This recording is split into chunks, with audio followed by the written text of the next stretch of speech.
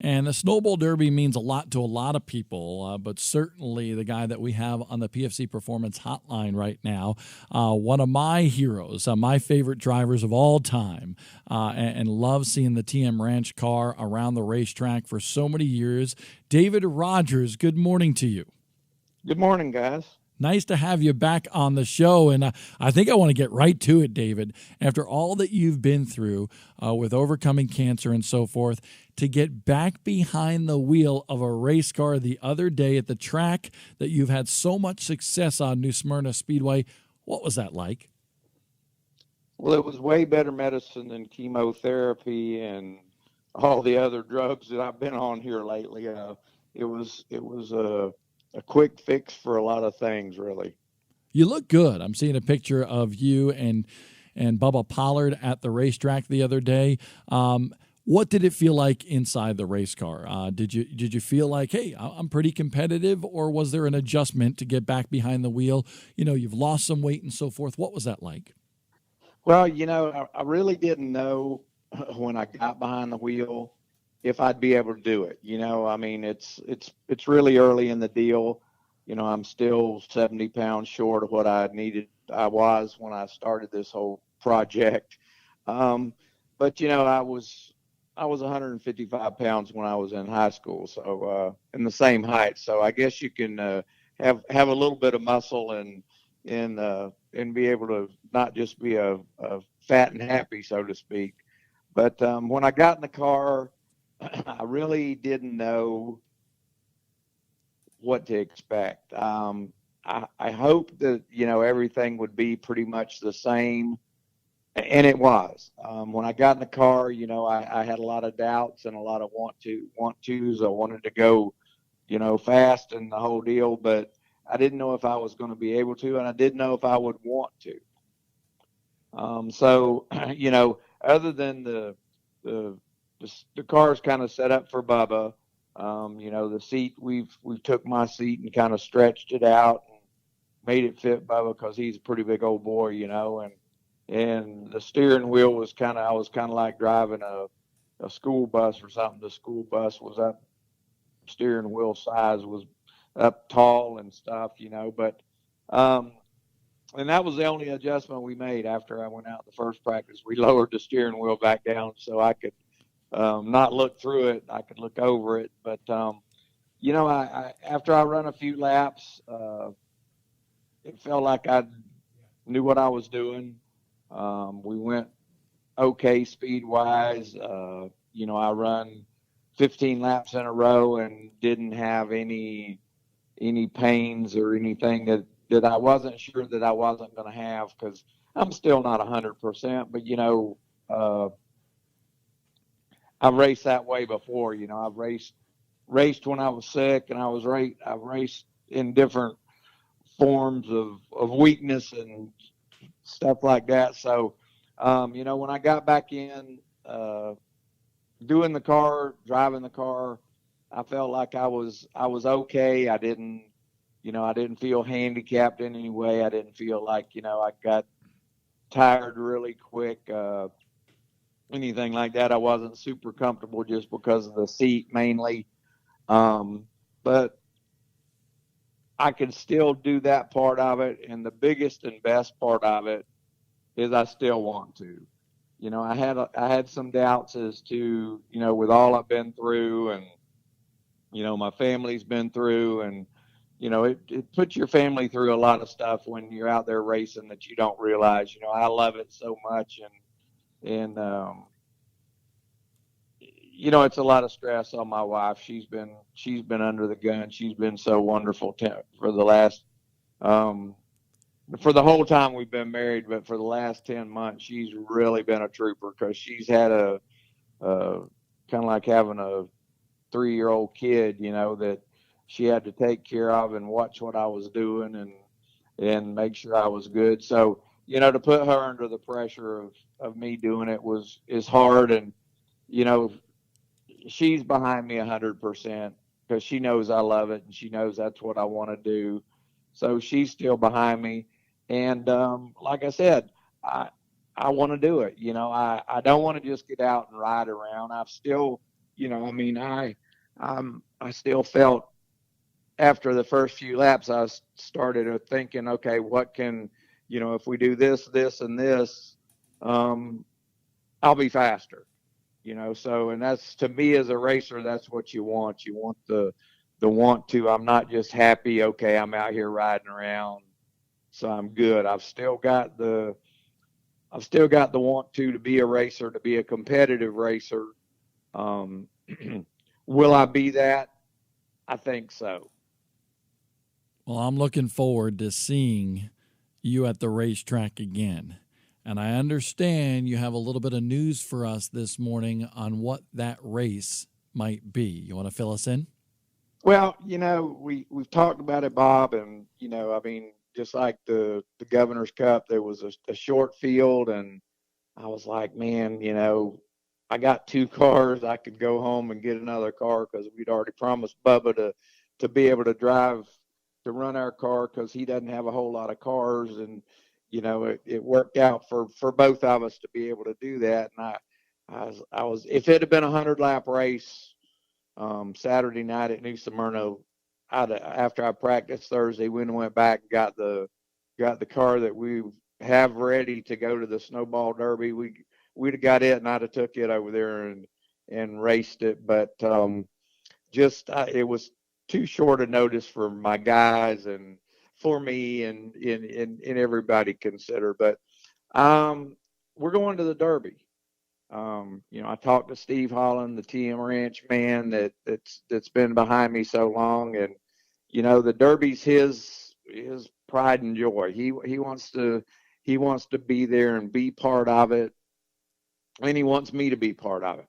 Does he want me to rush into it? No, but he's already made all the reservations and everything. He does that far in advance, and he takes care of my entries and stuff like that. So everything's in place for us to go to the Snowball Derby. The Snowball Derby's the toughest race, obviously, there is, to me, that I've ever run, as far as making the race and being able to do it. Last year, I guess I was really sick when I was at the Derby because, they started all this shortly after I was having some problems before the Governor's Cup with my stomach pain and stuff. But being a racer, I put everything off. I put going to the doctor's off, to go to the Governor's Cup and to go to the Derby. So we went last year to the Derby, didn't make it.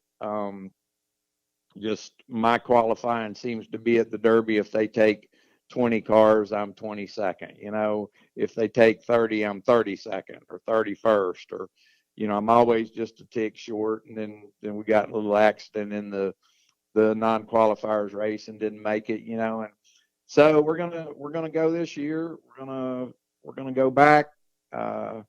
If I can do it, I can do it, and if I can't, I can't. And Steve Holland agreed that that's okay with him, that if we go up there and practice, and I can practice good and try to qualify for the Derby, if I can qualify for the Derby. And then again, if I make the Derby, which I plan on doing, I don't see any reason that I can't. I think I'm as fast this year as I was last year.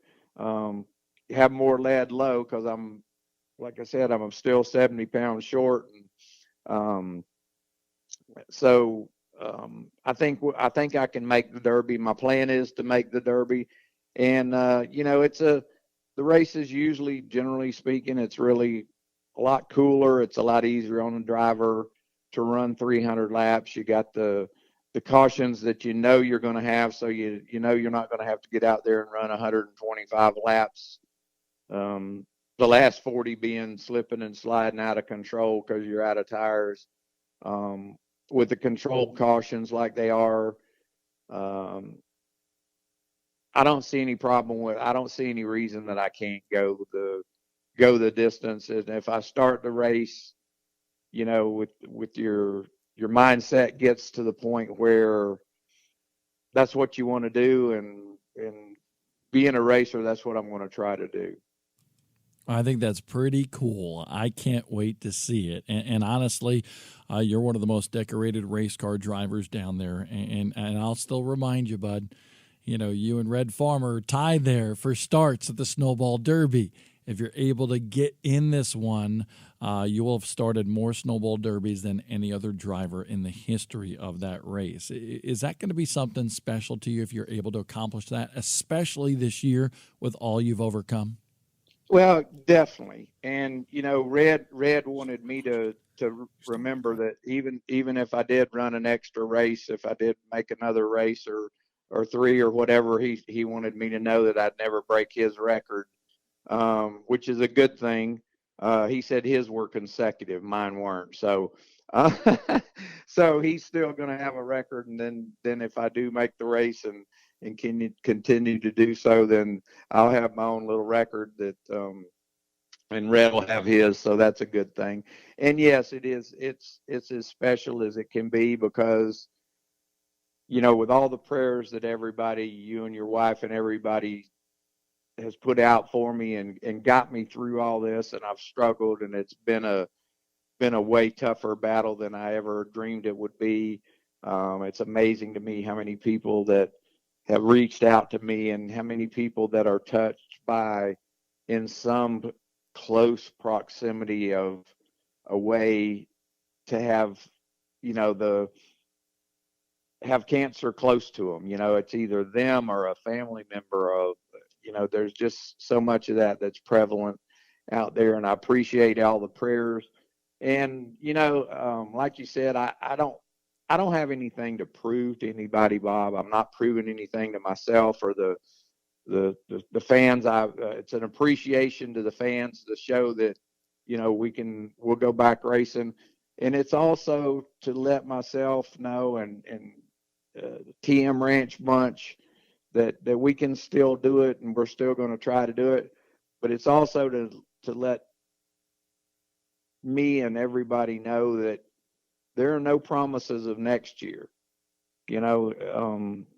Life can end and things can change overnight, or things can change in just a short period of time. So, for me to say, let's just wait till next year, and I'll be a little bit better off. I might not be better off next year. This stuff, from what I understand, the type cancer that I had, the lymphoma, it's all gone right now. But if there's one cell left floating around in me, that it can come back, and in as short a time as 6 weeks, I can be just as bad off as I was when I started this deal. So, you never know. So I want to live life while I'm able to live it, and I think I can live it at the Derby. There's no place I'd rather be than in the race car at a Snowball Derby. There's just something special about the Snowball Derby. You talk about your car owner. I could tell you it's a special feeling when I roll in with my truck and my camper behind it. So to be there at the Snowball Derby, I'm sure, David, it's felt so special through the years. How do you describe that feeling at the Snowball Derby? Well, I've won a lot of races over the years, and I've not traveled. I've not done a lot of traveling simply out of financial and personal reasons. Being a small business owner and things like that. Like Bubba, for example, he travels. He has the backing to be able to afford himself to go to all the big races. I never did a lot of that. When I was Bubba's age, yeah, we went to Savannah and Myrtle Beach and ran a lot of NASCAR races in Nashville one time, and we traveled to the short tracks, but we didn't. And there wasn't as many big races when I was in my prime, so to speak. When I was in my early 30s and didn't mind jumping in a car or a truck and riding, 10 hours and racing, and then riding another 10 hours and racing again, and then riding 14 hours to get back to work on Monday morning. There wasn't as many big races back then, but the Derby is just so special because it's always been a challenge to me. I've never been to the Derby that I didn't get more nervous than I ever was. I mean, I ran Talladega and I ran some races at Charlotte and Daytona. I was never, I've, those races didn't make me as nervous, and they scared me to death. The first time I ever went to Daytona, I'll admit I was scared to death. I got some good stories I can tell about being scared. But going to the Derby, the thrill, the adrenaline rush, and the nervousness that it puts in you as a racer are just far above those. It just is that kind of race. It brings it out. And I've been like we're saying, I've been for years and years, you know, and I've raced with, you know, with Darrell Waltrip and Gary Ballou, and we've raced with so many different people from so many different racing aspects, from the wildest outlaw you could drag to the racetrack to the NASCAR sportsman type race. You know, we did that, but that was all at the Derby. It was all bringing the best there was around the country together to try to make a tough race. Well, David, I tell you what, you're still that inspiration to overcome what you did, to get back behind the wheel of a race car, and now going to be going to the Snowball Derby for the 52nd running of that event. David, I tell you what, I can't wait to see you down there at Five Flags Speedway. Well, I can't wait to see you and a lot of friends I've made over all the years that we've been going, and then a lot of new friends that I've made through this cancer fight, and I can't wait to see everybody. David Rogers with us here on the Morning Bull Ring. Thank you so much, David. And I tell you what, can't wait to see that TM Ranch car on the racetrack, Five Flags Speedway, with, like I like to call him, the gentle giant.